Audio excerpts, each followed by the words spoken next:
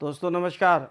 TGT PGT English language के previous years के questions को हम लोग सॉल्व कर रहे हैं और युद्ध स्तर पर वार फुटिंग पे चल रहा है।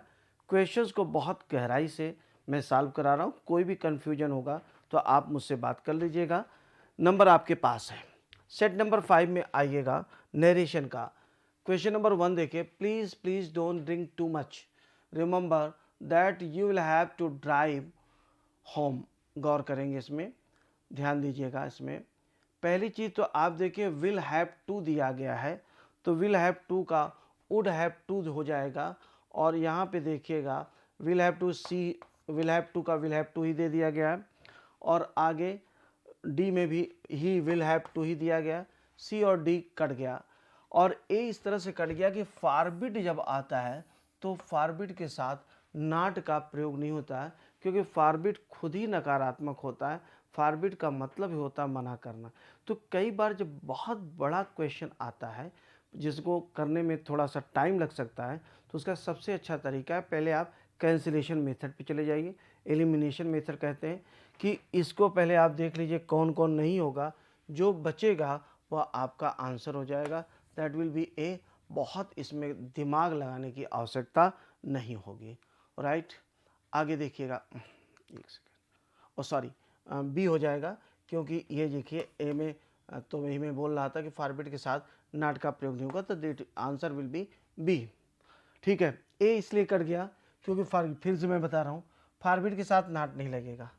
सी और डी इसलिए कट गए कि देखिए विल हैव टू दिया गया है, और विल हैव टू का इसमें भी इन्होंने देखिए विल हैव टू ही रहने दिया, जबकि पास्ट टेंस है, सी सेट दिया गया है। तो अगर रिपोर्टिंग क्लास पास्ट में तो आगे बदलेगा टेंस, विल हैव टू ही रहने दिया है। यहाँ पर भी आप देखिएगा विल हैव टू ही रहने दिया है।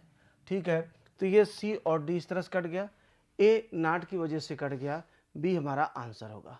क्वेश्चन नंबर 2 देखिए, wish you happy journey Nita said to me, यानी क्या हो जाएगा, Nita wished me a happy journey. जो मैंने आपको पीछे के सॉल्व करने में सॉल्व पेपर में बताया हुआ था कि सेट में, कि देखिए I said to you thank you, मैंने आपसे कहा धन्यवाद। इसका भाव क्या हो गया, मैंने आपको धन्यवाद किया, धन्यवाद दिया। He said to me congratulations, उसने मुझसे कहा बधाई हो, यानी he congratulated me. In the same way आप यहाँ पे देखिएगा, wish you happy journey Nita said to me, Neeta wished me a happy journey. आगे देखिए विश किया, the mother said do not go out in rain, mother request, mother pleaded not to go out, mother suggested me not to go out in rain, mother forbade her to go out in rain। जरा देखिएगा, mother पहली बात तो please का प्रयोग नहीं दिया गया है, वैसे भी मदर को रिक्वेस्ट नहीं करना चाहिए। नंबर 2 बी में भी वही प्लीड करे रिक्वेस्ट करे एक ही बात है, और दोनों कट गया। इसमें आप सी में आप देखिएगा, mother suggested me not to go, यहाँ पे सुझाव नहीं दिया जा रहा, do not go out in rain, बरसात में मत जाओ। तो जो बेहतर ऑप्शन होगा हमारा वह डी हो जाएगा, mother forbade her to go out in rain, उसे रेन में जाने से मना किया। राइट, तो ये सर्वोत्तम आंसर, सी को हम गलत नहीं कह रहे हैं, लेकिन सी और डी के तुलना में डी बेहतर ऑप्शन होगा। सजेशन के बजाय यह फॉरबिड में सारी चीज़ें आ सकती हैं, आदेश भी हो सकता है, सलाह भी हो सकती है, दोनों चीज़ें हो सकती है, तो फॉरबिड जो है वो बेहतर ऑप्शन होगा। The kidnapper said if you do not pay the ransom will kill the boy, the kidnappers threatened, सही है, to kill the boy if he did not pay the ransom. The kidnapper said if they paid not हो नहीं सकता है, इसको cancel करिए। Kidnapper said to them if you do not, ये हो नहीं सकता है, यू का यू रहेगा नहीं। The kidnappers threatened that if the parents of the boy did not pay the ransom, the boy will का विल ही नहीं रहेगा, यानी डी भी आपका कट जाएगा। The kidnappers threatened to kill the boy, अब देखिए थोड़ा सा हट करके है, किडनैपर्स ने इफ़ यू डू नॉट, किसी की बात हो रही, किडनैपर्स ने थ्रेटन किया कि वे बच्चे को मारने की धमकी दिया। अगर उसने, किसी की बात हो रही जिसकी बात वो कर रहा है यू के लिए, तो यू सेकंड पर्सन है जो कि ऑब्जेक्ट के अनुसार गवर्न होगा, तो प्राथमिकता थर्ड पर्सन को दी जाती। देखिए दोनों में अंतर समझिए, प्राथमिकता है न कि अनिवार्यता। Both are different, right. That is preference, वो प्रेफरेंस है, नॉट एन ऑब्लिगेशन, कोई बाध्यता नहीं है।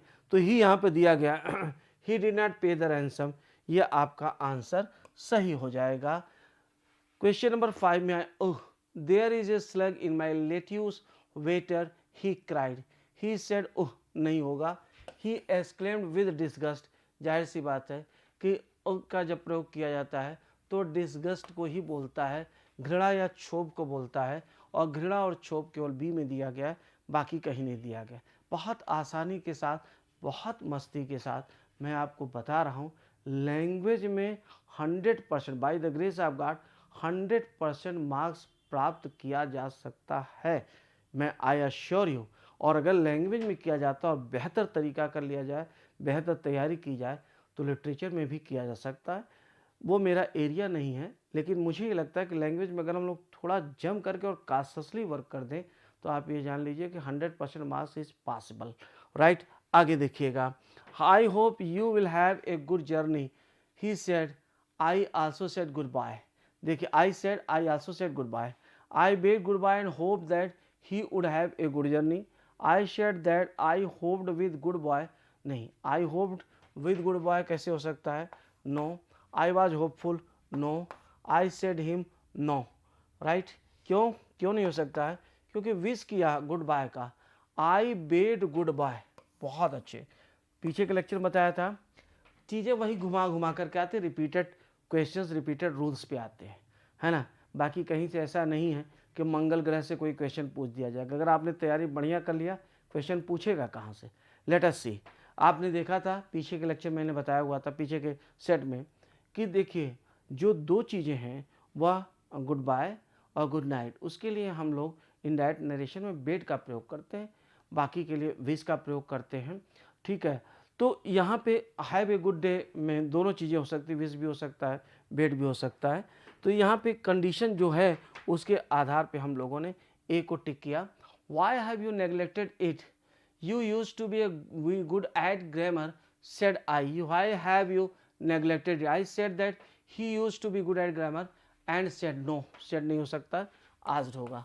I said to him, no, ये भी नहीं हो सकता। I reminded him that he used to be good at grammar and asked why he has, ये भी नहीं हो सकता है। I asked him, अब फंस गया मामला, देख I said, देखिए अब इसमें प्रॉब्लम हुई क्या, I said that he used to be good at grammar and said why he had neglected it। यहाँ पे अगर said के बजाय asked होता तो ये हम लोग आंसर हो जाता। I said to him that he had been, ये तो कतई होना ही नहीं, ये तो हमने हटा दिया। I reminded him that he used to be good, he used to be good, ये तो सही है at grammar and asked why he has neglected it। has का has कैसे हो सकता है, ये भी संभव नहीं है।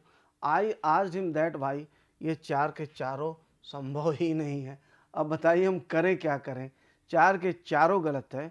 इसमें जो सबसे कम खराब है दोस्तों, अब यही देखिए चीज़ यही है, आप कहते हैं ग्रामर की जब हम बात करेंगे तो ये जान लीजिएगा कि बहुत बड़ी चीज़ है, जो सबसे कम चार के चारों ऑप्शंस गलत है। क्योंकि सेड को सेड क्यों रहने दिया जाए भाई, जब इंट्रोगेटिव फॉर्मेशन आप बोल रहे हैं तो आज का प्रयोग होगा, लेकिन जो सबसे कम खराब, चूँकि इसी में से एक आपको चुनना है, वह ए हो जाएगा। अब यहीं पे आप कंफ्यूज हो जाते हैं कि हम करें क्या, आपकी बुद्धि विवेक सारी चीज़ें जो है वो हिल जाती हैं, और अगर बुक्स में जो दिया गया होता है उसी को आप सही मान करके करते हैं। लेकिन ध्यान रखिएगा बुक्स में भी गलतियां होती हैं, बात ये नहीं कि बुक में क्या लिखा है, बात ये कि बुक किसने लिखा। सब लोग अच्छे, कोई बुरा नहीं है, बस ये है कि एक्सप्लेनेशन क्या आपके संतोष के स्तर का है या नहीं है।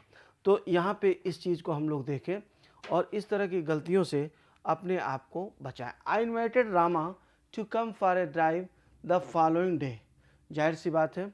I said to Rama will you come, no, will you come, no.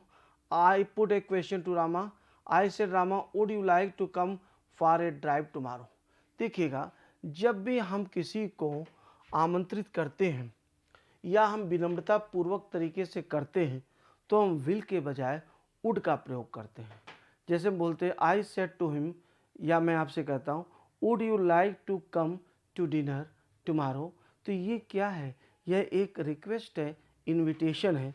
तो यहाँ पर I said Rama would you like to come for a drive tomorrow, that is the right answer. I put a question to Ram, सही नहीं।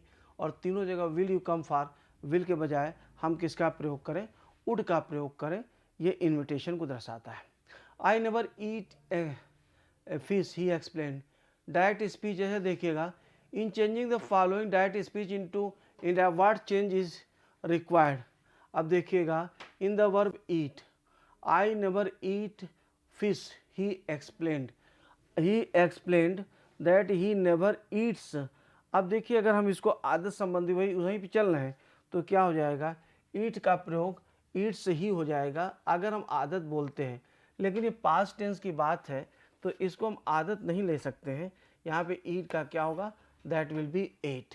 बस यही confusion है कभी कभी आदत संबंधित सत्य। तो आदत संबंधित सत्य से कन्फ्यूजन से बचने के लिए मेरा सुझाव ये कि जब तक स्पष्ट रूप से ऐसी आदत न हो जो सार्वभौमिक रूप से सत्य हो, तब तक आप उसे चेंज करते रहेंगे। और जब सार्वभौमिक सत्य की बात होगी तभी, या ऑप्शन में चेंज करने का कोई ऑप्शन ही ना हो तभी, अदरवाइज नहीं। तो यहाँ पे 8 का प्रयोग करें। और 10 नंबर में आप देखिएगा, I have bought a house he said that he had bought a house, ये दिया गया है। He said that he has, ये तीनों गलत हो जाएगा और ये 10 नंबर का ए सही हो जाएगा। उम्मीद कर रहा हूँ कि आपको वीडियो पसंद आ रहा होगा और आपकी तैयारी में कुछ मदद मिल रही होगी। Thank you very much.